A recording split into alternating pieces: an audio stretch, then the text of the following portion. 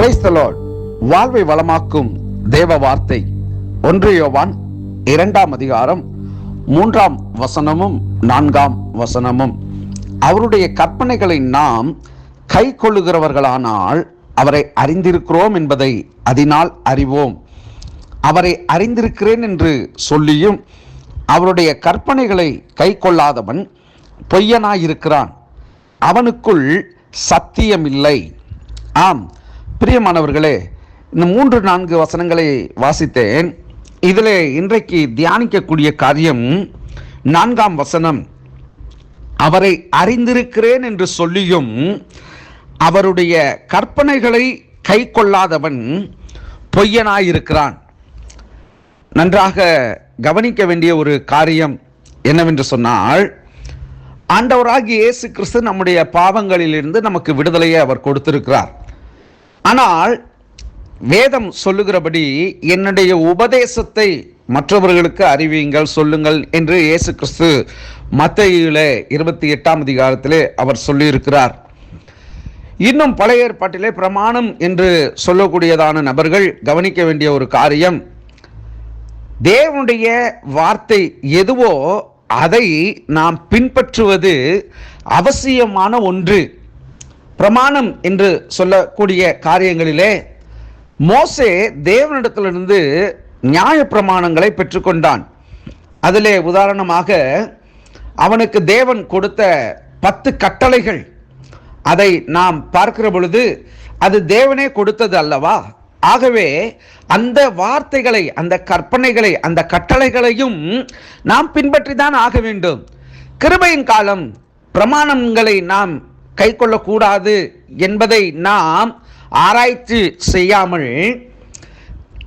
தேவன் கொடுத்த கட்டளையை, தேவன் கொடுத்த கற்பனையை, தேவன் கொடுத்த வார்த்தையை நாம் பின்பற்றுகிறவர்களாக இருக்க வேண்டும்.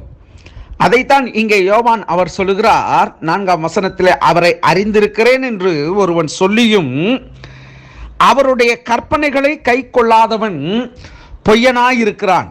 அப்படின்னா தேவனுடைய வார்த்தை இதை செய், இதை செய்யாதே, இப்படி இரு, இப்படி இருக்காதே என்றெல்லாம் அவர் நமக்கு கற்றுக் கொடுத்திருக்கிறார். ஆனால் நாமோ கிருபை கிருபை என்று சொல்லி நம்மை நாமே ஏமாற்றி கொண்டிருக்கிறோம். உதாரணமாக, நான் செய்கிற தவறுகளை எல்லாம் தேவன் மன்னித்து விடுவார். ஆமா, மன்னிச்சார் தான். ஆனா நீ அதை ஒரு சாக்கா வச்சுக்கிட்டு என்ன பண்ணக்கூடாது, நீங்க அதை ஒரு சாக்கா வச்சுக்கிட்டு என்ன பண்ணக்கூடாது, பாவம் செய்யக்கூடாது. அப்படி நாம செய்கிற பொழுது கிருபையின் தேவனானவர் எனக்கு இறங்குவார், என்ன பாவத்தை மன்னிப்பார். ஆமா, மறுபடியும் சொல்லுகிறேன், உங்கள் பாவத்தை மன்னித்தார். அறியாமல் செய்கிற காரியங்களை அவர் மன்னிக்கிறவர் தான்.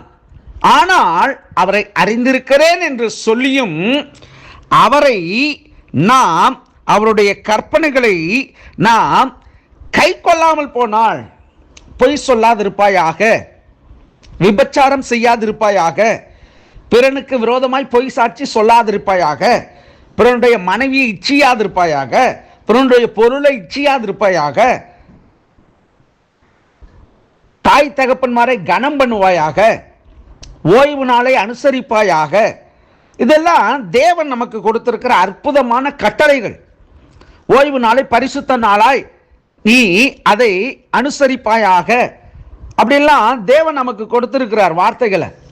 ஆனா இதை எல்லாவற்றையும் நான் கை கொள்ள மாட்டேன், ஆனா தேவன் என் மேல் பிரியமா இருக்கிறார், நான் தேவனை கும்பிடுறேன் இப்படின்னு சொன்னா அது எவ்விதத்துல நியாயமா இருக்கும்?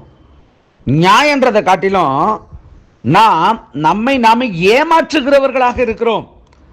அதைத்தான் சொல்லுது, அவன் பொய்யனாயிருக்கிறான் என்று. தேவனை அறிந்தும் அவருடைய கற்பனைகளை கை கொள்ளாதவன் பொய்யனாயிருக்கிறான் என்று இந்த வசனம் சொல்லுகிறது. ஆகவே இதை பெரிய காரியமாக நாம் தியானித்து கொண்டே போகலாம்.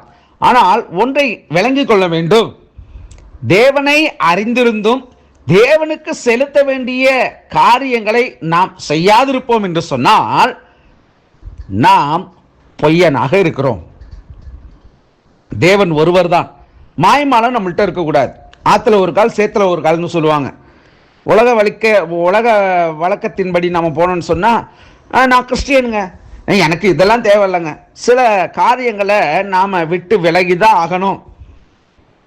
குடும்பங்கள், பிள்ளைகளுக்கு வரன் அப்படின்னு சொன்னால், திருமண காரியங்கள் பார்க்குறோம் அப்படின்னா, ஆவிக்குரியவனா ஆவிக்குரியவளா என்பதை ஆராய்ந்து பார்க்கணும், விசாரிக்கணும். இல்லை அப்படின்னு சொன்னால், அது வேதம் சொல்லுது அந்நிய நுகத்தோட பிணைக்கப்படலாகாது என்று சொல்லி. அப்படி நாம் அந்நிய நுகத்தோட அவிசுவாசிகளோடு நாம் இணைஞ்சிட்டோம் அப்படின்னா, அவர்களுடைய வழக்கத்தின்படி நாம் மாறி விடுகிறதற்கு அநேக வாய்ப்புகள் உண்டு. ஆகவே தேவனுடைய பிள்ளைகளே, தேவனை அறிந்திருந்தும் தேவனுடைய கற்பனைகளை நீங்கள் கை கொள்ளவில்லை என்று சொன்னால் நீங்கள் பொய்யனாய் இருக்கிறீர்கள் என்று வேதம் பதிவிட்டிருக்கிறது. ஆகவே தேவனை நாம் பின்பற்றுவோம், அவருடைய கற்பனைகளையும் கை கொள்ளுவோம். கர்த்தர் உங்களை ஆசீர்வதிப்பாராக. God bless you.